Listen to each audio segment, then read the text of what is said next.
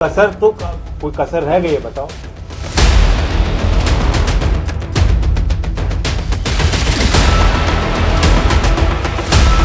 चौधरी चरण सिंह के वैचारिक दृष्टिकोण को, उनके संघर्षों को, उनके किए गए कार्यों को हमेशा जिंदा रखने वाला फैसला है। जयंत तैयार, अब नहीं करेंगे शामिल होने से इंकार। चरण सिंह को भारत रत्न बदले बदले दिख रहे जयंत। 24 की तैयारी, जयंत की नई पारी।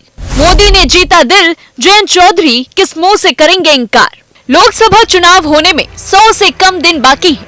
पीएम नरेंद्र मोदी ने इस बार चुनाव में 370 सीटें जीतने का टारगेट रखा है। बीजेपी और उसके सहयोगी दलों के गठबंधन एनडीए पीएम के इस लक्ष्य को पूरा करने में जोर शोर से लगे हैं, तो दूसरी ओर मोदी के विजय रथ को रोकने के मकसद से बने विपक्षी दलों के आईएनडीआईए गठबंधन को एक के बाद एक झटके मिल रहे हैं।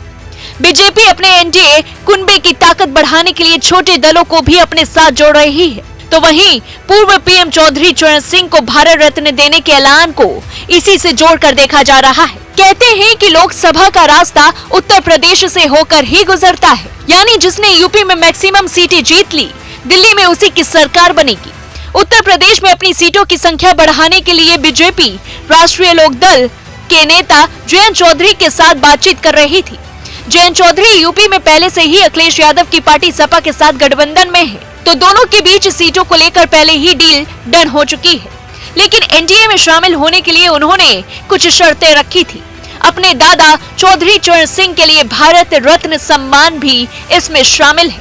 अब मोदी सरकार ने चौधरी चरण सिंह के लिए देश के लिए सर्वोच्च सम्मान यानी कि भारत रत्न का ऐलान करके जयंत चौधरी को अपने पाले में करने का कदम उठा लिया है। खबर है कि अलायंस के फॉर्मूले पर लगभग सहमति बन गई है और इस फैसले के बाद आरएलडी के बीजेपी के साथ जाने की चर्चा भी तेज है। चुनाव हारे हों जीते हों, मैं गठबंधन में जा रहा हूं, कितनी सीट मिल रही हैं ये कोई मसला ही नहीं। आज को वो फैसला लिया गया है जो पीढ़ी दर पीढ़ी याद रहेगा। चौधरी चरण सिंह के वैचारिक दृष्टिकोण को, उनके संघर्षों को, उनके किए गए कार्यों को हमेशा जिंदा रखने वाला फैसला है। आरएलडी प्रमुख जयंत चौधरी के ताजा बयान से भी साफ समझा जा सकता है कि बीजेपी और आरएलडी के बीच सौदा हो गया है। क्या आरएलडी समाजवादी पार्टी को छोड़कर एनडीए के साथ जाएगी? इस सवाल पर जयंत चौधरी ने कहा, क्या कोई कसर रहती है? आज मैं किस मुंह से इंकार करूं? जयंत चौधरी के जवाब से तो साफ हो गया है कि वो एनडीए में शामिल हो रहे हैं। कसर तो कोई कसर रह गई है बताओ। हालांकि अब तक कोई आधिकारिक ऐलान नहीं हुआ है, लेकिन जयंत चौधरी ने कहा कि बीजेपी के साथ सीटों के बारे में बात करने से आज के खास दिन का महत्व कम हो जाएगा। मैं पीएम मोदी को बधाई देता हूं, वे देश की भावनाओं और चरित्र को समझते हैं। बता दें कि इससे पहले चौधरी चरण सिंह के लिए भारत रत्न का ऐलान होने पर जयंत चौधरी ने मोदी सरकार और खास तौर पर पीएम मोदी का शुक्रिया अदा किया। जयंत चौधरी ने हैंडल पर लिखा, पिछली सरकारें जो नहीं कर सकी वह आज पीएम मोदी के विजन से पूरा हो गया। मैं उन लोगों को प्रोत्साहित करने के लिए एक बार फिर पीएम मोदी की सरकार का आभार व्यक्त करना चाहता हूं, जो मुख्य धारा का हिस्सा नहीं है। आपने दिल जीत लिया है, यह एक बड़ा दिन है और मेरे लिए इमोशनल मूवमेंट भी। वहीं पश्चिम यूपी में प्रभाव रखने वाले आरएलडी और समाजवादी पार्टी के अलग होने की आधिकारिक घोषणा तो नहीं हुई है, लेकिन इसके आसार पूरे नजर आ रहे हैं। सूत्रों के मुताबिक बीजेपी ने आरएलडी को 2 लोकसभा सीटें, 1 राज्यसभा की सीट के साथ यूपी में 2 मंत्री पद का ऑफर भी दिया है। सूत्रों का तो यह भी कहना है कि एनडीए में शामिल होने के लिए आरएलडी ने भी शर्तें रखी हैं। आरएलडी यूपी में कम से कम 5 लोकसभा सीट, 1 राज्यसभा सीट, केंद्र में 1 मंत्री पद, राज्य में 2 मंत्री पद के अलावा चौधरी चरण सिंह को भारत रत्न देने की मांग की थी। इसमें से भारत रत्न वाली मांग तो पूरी की जा चुकी है। अब ऐसे में सवाल ये भी है कि आखिरकार बीजेपी को आरएलडी की जरूरत क्यों पड़ रही है? आपको बता दें कि 18 अगस्त 2023 को जाट नेता जयंत चौधरी ने बीजेपी के साथ जाने के सवाल पर बड़ा बयान दिया था।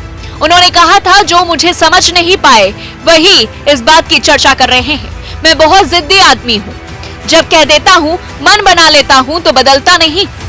अब उनके एनडीए में शामिल होने की चर्चा तेज है। गौर करने वाली बात तो ये है कि आरएलडी लगातार 2 लोकसभा चुनावों में एक भी सीट नहीं जीत पाई है और ऐसे में बड़ा सवाल है कि पहले से मजबूत और अपने दम पर सरकार बनाने में सक्षम बीजेपी को यूपी में आरएलडी की जरूरत क्यों है? सारा खेल पश्चिमी यूपी में लोकसभा की 27 सीटों को लेकर है। यूपी में रहने वाले 99% जाट पश्चिमी यूपी के 27 लोकसभा क्षेत्रों में रहते हैं। इनमें से मेरठ, सहारनपुर, मुरादाबाद मंडल की 14 सीटों पर जाटों का वोट ही जीत और हार तय करता है और इन सीटों पर जयंत चौधरी की पार्टी आरएलडी निर्णायक भूमिका निभाती रही है। चुनाव आयोग के आंकड़ों के मुताबिक 2019 के लोकसभा चुनाव में इन 14 सीटों में से सिर्फ 7 सीटों पर बीजेपी को जीत मिली थी। 7 सीटों में से 4 पर बीएसपी और 3 पर सपा को जीत मिली थी। इस बार बीजेपी 14 जाट बहुल सीटों यानी कि बागपत, मुजफ्फरनगर, शामली, मेरठ, बिजनौर, गाजियाबाद, हापुड़, बुलंदशहर, मुरादाबाद, रामपुर, अमरोहा और सहारनपुर को जीतना चाहती है। तो जाहिर तौर पर ये काम जाट नेता जयंत चौधरी और आरएलडी के समर्थन के बिना ये संभव नहीं है। ये जाट बहुल सीटें, बता दें कि सपा ने आरएलडी को गठबंधन के तहत 7 सीटें दी हैं, लेकिन बेंच ये फंसा है कि जो 7 सीटें आरएलडी को लोकसभा चुनाव में दी है, उन पर यह कहा जा रहा है कि 4 उम्मीदवार सपा के होंगे जो आरएलडी के चुनाव चिन्ह पर चुनाव लड़ेंगे और सपा चाहती है कि कैराना, मुजफ्फरनगर और बिजनौर में प्रत्याशी सपा का हो जो आरएलडी के चुनाव चिन्ह पर मैदान में उतरे। आरएलडी नेताओं ने कैराना और बिजनौर सीट सपा के बताए प्रत्याशियों को देने पर सहमति भी दे दी थी, लेकिन मुजफ्फरनगर और हाथरस सीट को लेकर दोनों दलों के बीच दूरियां बन गई। बताया तो यह भी जा रहा है कि बीजेपी इस दूरी का फायदा उठाना चाहती है। इस पूरी खबर को लेकर के आपकी क्या कुछ राय है, हमें कमेंट बॉक्स में जरूर बताएं और ऐसी तमाम बड़ी खबरों से जुड़े रहने के लिए देखते रहिए दैनिक हिट।